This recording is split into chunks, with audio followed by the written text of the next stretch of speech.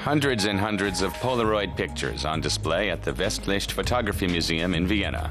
The centerpiece of the exhibition are these oversized Polaroids, works of art made between 1970 and 1990. The pictures were taken with a custom-built camera and film, neither of which is commercially available.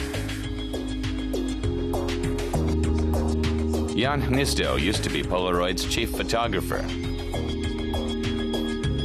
He traveled all over the world on behalf of the company, introducing artists like David Levinthal to this unique camera. These all were in New York and Vienna, which was also in Europe.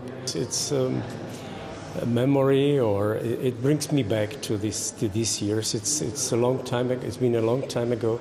It's been a very long time ago that I saw anything from the collection. And now to see it in this group, it's wonderful. The color is so intense and so rich. It's so saturated. And there's no grain, there's no enlargement.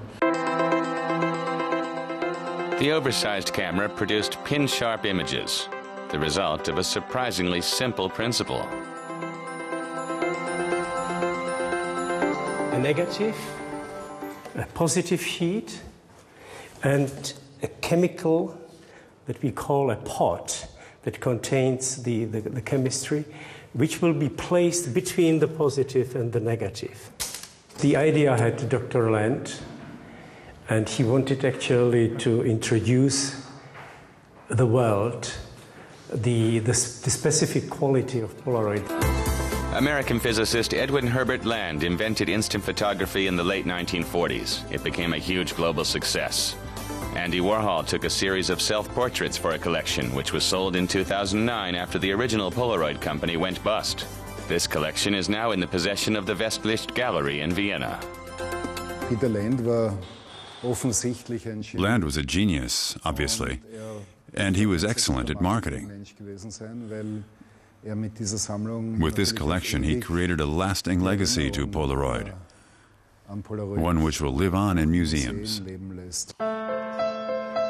Taking pictures with the large camera is a little more complicated than with their smaller counterparts. Special photo paper has to be inserted into the camera.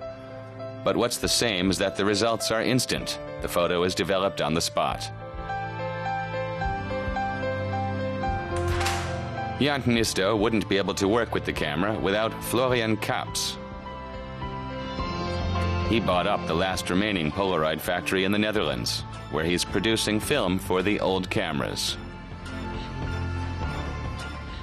In our digital world, people are starting to remember the true values. Pictures you can actually touch and smell. That's the magical and fascinating quality of these photos.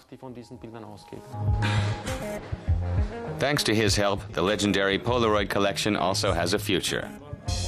After 20 years away from Polaroid, Viennese artist Irena Andessa was the first to work with the large format camera again, together with Hnizdo. She's taken portraits inspired by historical shots. It was an experiment we did together. It was exciting. It's different working with it.